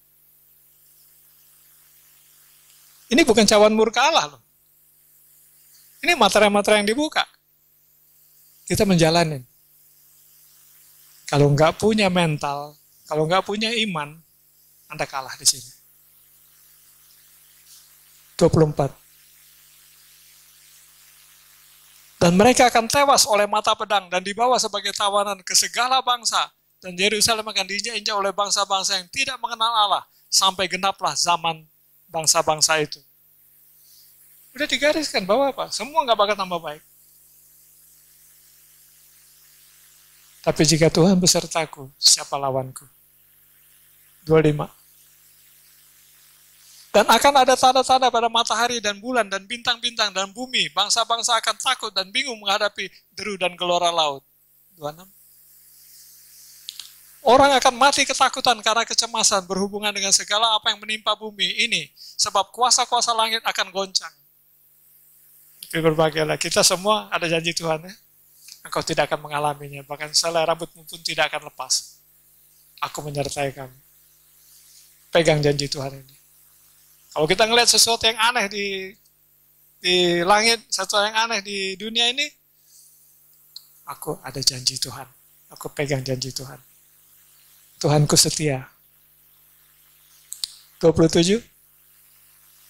Pada waktu itu orang akan melihat anak manusia datang dalam awan dengan segala kekuasaan dan kemuliaannya.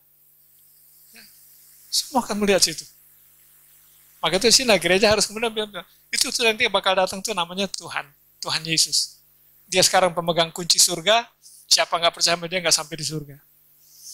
Sehingga ketika dia datang dengan kemuliaannya, dunia yang tadinya nggak percaya, jadi percaya dan berseru. 28. Apabila semua itu mulai terjadi, bangkit dan angkatlah mukamu, sebab penyelamatmu sudah dekat. Jangan kita kemudian ketakutan, kita sembunyi. Kita lihat Gideon, dia ketakutan, dia sembunyi.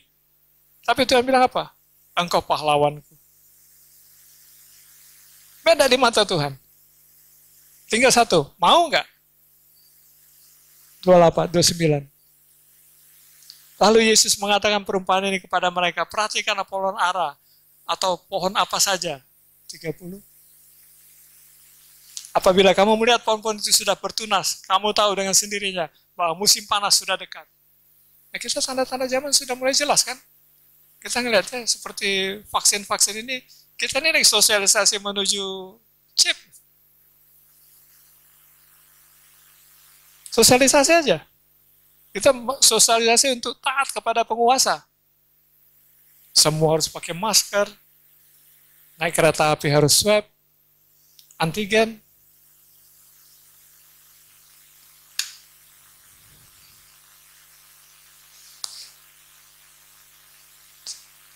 Jadi kunci satu, semua berubah sampai kemudian apa? Siapa yang nggak taat dikucilkan. Kita sebagai orang Kristen, kita tunduk kepada pemerintah. Tetapi segala sesuatu yang bertentangan dengan firman Allah, segala sesuatu yang bertentangan dengan kehendak Allah, katakan no. Kenapa? Jangan angkat pemerintah itu Allah kita. Jadi kita lebih tunduk kepada dia yang mengangkat pemerintah. Kita tunduk kepada niat baik pemerintah. Pemerintah suruh kita vaksin, kita vaksin. Kenapa? Kita warga negara yang baik. Tetapi kita nggak bisa diatur kebebasan kita. Apa yang mengganggu kerohanian kita? Jangan pernah tolerir. Kenapa? Kita ada masa depan yang penuh harapan yang disiapkan. Dan itu hanya bisa dipetik lewat iman. 31. Demikian juga jika kamu melihat hal-hal itu terjadi, ketahui bahwa kerajaan Allah sudah dekat. Sebentar lagi Yesus dan segala kemuliaannya akan datang. 32. Aku berkata kepadamu, sesungguhnya angkatan ini tidak akan berlalu sebelum semua ini terjadi. Ini dibilang apa? 2000 tahun yang lalu kan? Angkatan ini katanya. Dan itu 2000 tahunnya udah ngomong gitu. Dan banyak orang ya. Saya yakin ketika si Nuh, kan Nuh waktu bikin bahtera itu butuh waktu 100 tahun untuk menyelesaikan bahtera itu. Dari awal dia bilang, ayo ini nanti akan ada hujan gede, ini ada gini nih. Semua orang percaya, saya yakin begitu Nuh pertama kali ngomong, semua orang percaya. Dan mereka semua ngumpul sama Nuh, masuk dalam rencana Nuh. setahun, 2 tahun, 3 tahun, kagak hujan-hujan.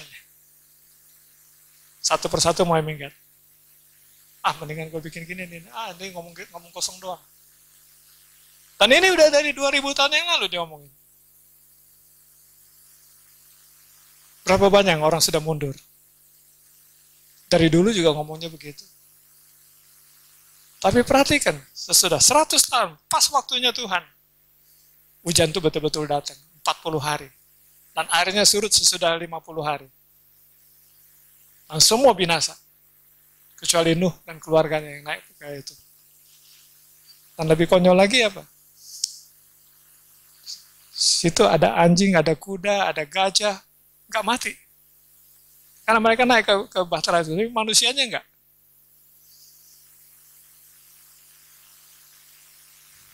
Ironis ya. Semua hancur, manusianya hancur. Tapi hewan-hewan selamat. Semua yang naik dalam bahtera itu. 33. Langit dan bumi akan berlalu, tetapi perkataanku tidak akan berlalu. Semua janji-janjinya dan amin, apa yang dia gariskan, pasti terjadi. Ketika dia bilang, kamu ditentukan untuk dibunuh, kamu akan dibunuh. Mentalmu siap nggak? Kamu akan disiksa, kamu akan disiksa. Mentalmu siap nggak? Iman kita cukup nggak tuh itu? Maka kita di sini masih ada penghibur dan penolong, itu Roh Kudus. Kalau kita ditentukan untuk dibunuh, Roh Kudus beri kita kekuatan, Roh Kudus beri kita penghiburan, dan kita mampu untuk menghadapinya, menjalaninya. Bukan karena kekuatan kita, tapi karena penyertaan Roh Allah dalam hidup kita. Ya, jadi ini langkah-langkah persiapan untuk apa? Coba kita lihat ini Nahum 3 ya, ayat 10.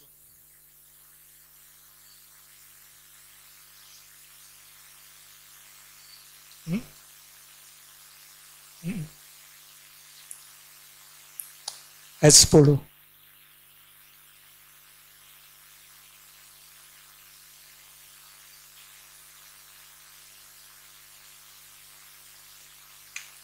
Tetapi dia sendiri pun terpaksa pergi ke dalam pembuangan. Terpaksa masuk ke dalam tawanan. Bayi-bayinya pun diremukkan di ujung-ujung segala jalan. Tentang semua orang yang dihormati dibuang undi, dan semua pembesar dibelenggu dengan rantai. Enak gak nih, nyaman gini? Berapa ada di sini ibu-ibu yang punya anak bayi, atau anak kesayangan balita? Kamu mau terima tanda binatang itu enggak? Kalau kamu nggak mau, bayimu dipegang, dilempar ke dinding. Berapa banyak orang yang akan sanggup melihat itu? Siap menjadikan anaknya martir, siap menjadikan dirinya martir. Anak kita diinjek. Sampai mukanya biru dan mati. Satu, dia akan selamat kalau kamu menyangkal Yesusmu. Jemaat, persiapkan dirimu untuk situasi-situasi yang mengerikan seperti ini. Anda harus bisa. Lebih baik anak itu mati diinjak sampai mati. Tapi dia dapat kemuliaan, kekal di surga. Daripada kita selamatkan anak itu, toh akan mati juga kemudian. Kita kehilangan segala-galanya. Persiapkan diri kita menghadapi hari-hari yang paling jahat. Kamu bisa karena Roh Allah menyertai. Kita bisa karena Roh Kudus menyertai kita.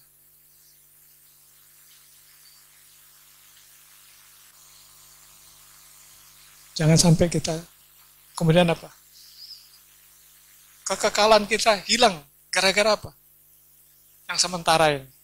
Kita mempertahankan hidup yang sementara dan kemudian apa? Yang kekal itu lepas. Biarin yang sementara ini hilang. Biarin kita kalah yang sementara, tapi yang kekal itu kita terima. Ya. Sini. Sebagai orang yang mempersiapkan hari yang jahat itu, mempersiapkan iman ke hari yang jahat itu, apa yang perlu kita lakukan ya? Yang pertama, Wahyu 2 ayat 10.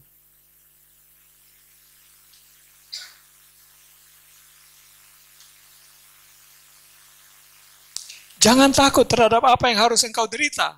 Sesungguhnya iblis akan melemparkan beberapa orang dari antara kamu ke dalam penjara supaya kamu dicobai. Dan kamu akan beroleh kesusahan selama 10 hari. Hendaklah engkau setia sampai mati. Dan aku akan mengaruniakan kepadamu mahkota kehidupan. Jangan takut. Persiapkan mental kita untuk tidak takut menghadapi apapun. Apapun ancaman intimidasi dunia, aku tidak takut. Nomor 2, Yudas 20.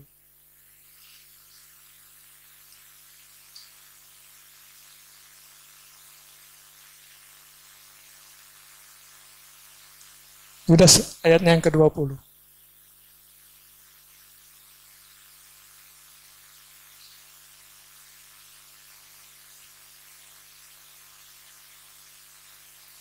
Akan tetapi kamu saudara-saudaraku yang kekasih, bangunlah dirimu sendiri di atas dasar imanmu yang paling suci dan berdoalah dalam Roh Kudus. Menghadapi hari-hari yang jahat itu, persiapkan diri kita dengan tekun berdoa, rajin berdoa. Kalau kita nggak bisa berdoa, berbahasa roh. Mau berapa? Kita lagi di mobil, 1 jam perjalanan di mobil, berbahasa roh.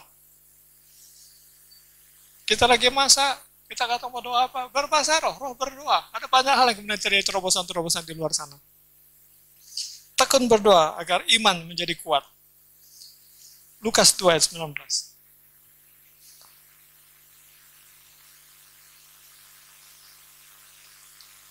Sesungguhnya aku telah memberikan kuasa kepada kamu untuk menginjak ular dan kalajengking dan kuasa untuk menang kekuatan musuh sehingga tidak ada yang akan membahayakan kamu. Bisa nggak kita bertumbuh sedemikian rupa sampai kita punya kuasa? Kita lihat waktu malaikat itu kan datang ke rumahnya Abraham, ke rumahnya Lot. Kan orang-orang di Sodom itu kemudian mau menidurin mereka. Apa yang dibikin? Dia bilang buta matanya. Gak ada yang ketemu pintu. Nah ini hari-hari yang jahat ini. Kalau kita sampai kemudian punya kuasa seperti itu, kita bilang buta matanya. Dia gak bisa ketemu kita. Dan Anda akan selamat.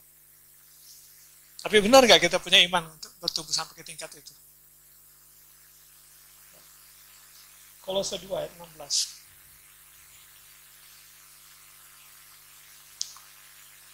Karena itu janganlah kamu biarkan orang menghukum kamu mengenai makanan dan minuman atau mengenai hari raya, bulan baru, ataupun hari sabat. Jadi kunci satu, orang nggak ini kita nggak peduli. Apa kata Tuhan aja. Apa kata dunia kita nggak pusing. Tapi apa kata Tuhan aja. Itu yang menjadi concern kita. Jadi artinya apa? Yuk, firman Tuhan itu dalami ya. Berapa banyak kita tuh firman Tuhan kita baca. Baca sama mendalami itu beda. Kalau baca kita numpang liwat baca. Tapi kalau kita dalami, kita pelajari ya. Misalnya kita baca situ 24 tua-tua. Kita bertanya, apa sih 24 tua-tua? Apa sih fungsinya? Gimana posisi mereka di surga? Kita bicara tentang apa? Nabi-nabi. Nabi-nabi kalau mati kemana sih? Apa fungsi mereka di surga? Kita bicara tentang pujian penyembahan. Apakah sama pujian penyembahan di surga dan pujian penyembahan di dunia? Ini namanya meditasi kita. Coba menggali ya. Sampai akhirnya semua itu menjadi sesuatu warna baru dalam hidup kita, pemahaman baru. Tapi kalau kita baca Alkitab, 50 aku tamat, 50 kali aku tamat baca Alkitab. Gak ada gunanya kalau hanya dibaca. Tapi didalami, dipelajari. Sampai kita 1 kali doang baca itu, ngerti banget. Kita bisa bikin peta surga itu kayak apa.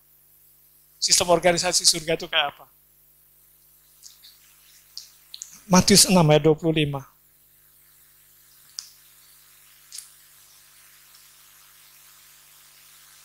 Karena itu aku berkata kepadamu, janganlah khawatir akan hidupmu, akan apa yang hendak kamu makan atau minum, dan jangan khawatir pula akan tubuhmu, akan apa yang hendak kamu pakai. Bukankah hidup itu lebih penting daripada makanan dan tubuh itu lebih penting daripada pakaian? Berapa banyak kita dirisaukan oleh kebutuhan-kebutuhan kita. Berapa banyak yang percaya bahwa aku punya gembala yang baik, segala kebutuhanku dicukupi. Ya kita nggak pusing, mau ada beras kayak nggak ada beras kayak kita nggak pusing, mau bayar listrik nggak bayar listrik kita nggak pusing.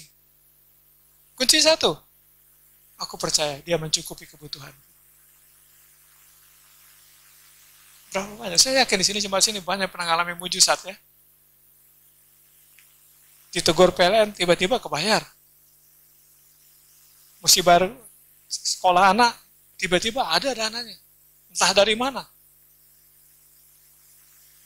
Salah satu nih, gereja ini, dari mana dananya nggak jelas.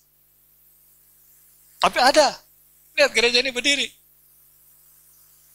Kalau mau pikir ukur-ukur akal manusia, nggak keudak ya biaya segitu untuk gereja ini bisa punya gedung kayak gini.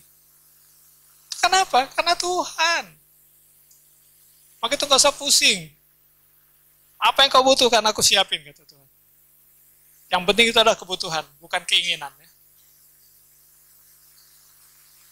Filipi 4 ayat 6.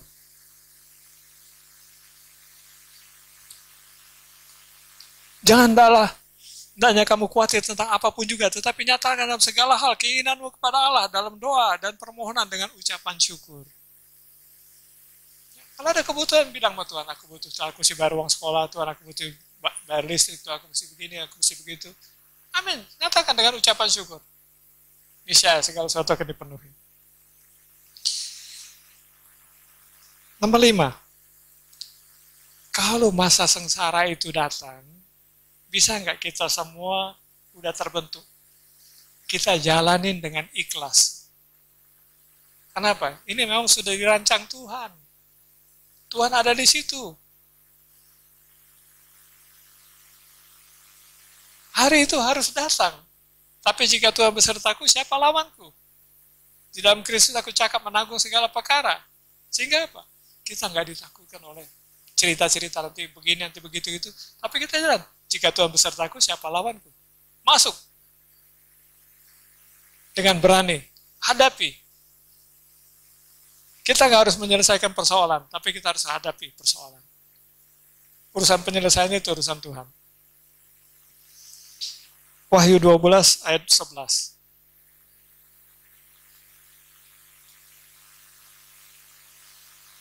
Dan mereka mengalahkan dia oleh darah anak domba dan oleh perkataan kesaksian mereka, karena mereka tidak mengasihi nyawa mereka sampai ke dalam maut. Jadi sini ya, kepada semua jemaat yang dikasihi Tuhan, jangan sayang nyawamu. Kenapa? Nyawamu itu milik Tuhan. Gak ada bisa merusak nyawamu kalau itu punya Tuhan. Anda gak usah sayang-sayang, Anda gak usah jaga-jaga nyawamu. Kenapa? Tuhan lebih menyayangi nyawamu daripada Anda. Apa yang milik Tuhan? Tidak bisa dihancurkan oleh dunia. Maka itu, jangan mencintai hidup ini ya. Tapi untuk Tuhan, aku Tuhan siap melayani Tuhan. Aku Tuhan siap menjadi tumpuan kakimu Tuhan. Aku siap menjadi apapun untuk Tuhan. Kita nggak sungkan-sungkan. Ini Tuhan hartaku Tuhan, punya Engkau Tuhan. Ini Tuhan semua fasilitas aku, punya Tuhan Engkau Tuhan. Ini Tuhan semua kemampuanku, ini semua capability-ku, milikmu Tuhan. Kita nggak sayang-sayang. Kalau untuk Tuhan, semuanya bisa. Aku berserah.